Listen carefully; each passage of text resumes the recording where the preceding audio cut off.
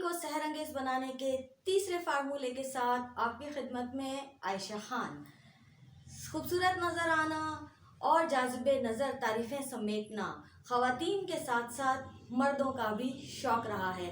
ہر کوئی خوبصورت دکھنا اور تعریف سمیٹنا چاہتا ہے، اور یہ حقیقت بھی ہے کہ ہم جب بھی کسی انسان سے متاثر ہوتے ہیں تو سب سے پہلے اس کا ظاہری حلیہ اور لباس ہی دیکھتے ہیں، اور وہی چیز ہمیں اس میں کشش جو ہے وہ پیدا کرتی ہے۔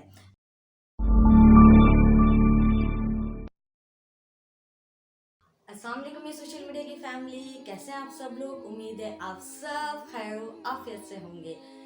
زندگی کو سحر انگیز بنانے کے تیسرے فارمولے کے ساتھ آپ کی خدمت میں عائشہ خان۔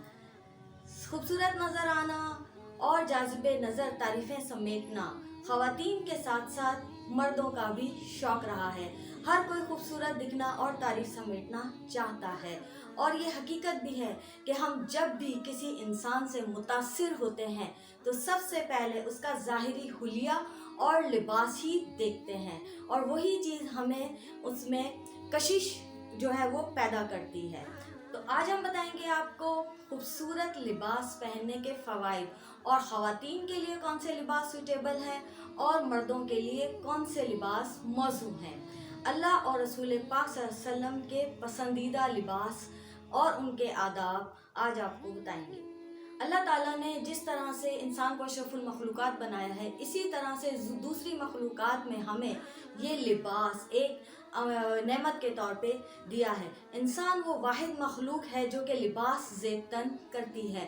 لباس انسان کی ظاہری خوبصورتی، حسن و جمال، تہذیب اور سلیقے کا بھی عکاس ہوتا ہے، اور اس کے ساتھ ساتھ جسم کی حفاظت اور موسموں سے حفاظت کے لیے بھی بہترین انعام ہے اللہ تعالیٰ کی جانب سے۔ لباس ایسا زیب تن کرنا چاہیے جو کہ شرم و حیا، حفاظت، ستر پوشی اور سلیقہ اور آداب کے تقاضوں کو پورا کرتا ہو۔ اللہ پاک قرآن پاک میں فرماتے ہیں سورہ اعراف کی آیت نمبر 26 میں کہ اے ابن آدم، ہم نے آپ کو لباس عطا فرمایا جو کہ آپ کی قابل شرم جگہوں کی ستر پوشی کرے گا اور آپ کو حفاظت اور زینت عطا کرے گا۔ لباس سادہ اور پرذوق اور خوبصورت پہننا چاہیے، باوقار، جو کہ آپ کے وقار میں اور آپ کی شخصیت میں اضافہ کرے۔ نہ تو بہت زیادہ بھڑکیلے کلر، چمکیلے کلرز مردوں کے لیے ممانعت ہے، اور خواتین کے اور ریشمی کپڑا بھی صرف خواتین کے لیے ہی مختص ہے۔ ایسا لباس ہرگز زیب تن نہ کریں جس سے کہ آپ مزاح کا خیز آپ کی شخصیت کہلائے اور لوگ آپ کی شخصیت کا مذاق بنائیں۔ تو خوبصورت لباس پہنیے۔ آقا صلی اللہ علیہ وسلم نے فرمایا کہ لباس زیب تن کرتے وقت ہمیشہ دعا فرمائیے کہ یہ اللہ تعالیٰ کی طرف سے نعمت ہے۔ اللہ پاک، ہم آپ کا شکر بجا لاتے ہیں کہ آپ نے ہمیں اتنا خوبصورت لباس زیب تن کرنے کے لیے دیا، ہمیں اس کی خیر عطا فرمائیے اس لباس کی، اور اس کے شر سے محفوظ رکھیے۔ لباس سے خیر یہ ہے کہ اسے آپ کا ستر ڈھکا جائے اور آپ کی زینت اور آپ کے جمال اور آپ کے وقار میں اضافہ ہو، اور اس کا شر یہ ہے کہ یہ نمود و نمائش اور غرور و تکبر سے پاک رہے۔ سب سے خوبصورت لباس آقا صلی اللہ علیہ وسلم نے فرمایا تقوی کا لباس ہے۔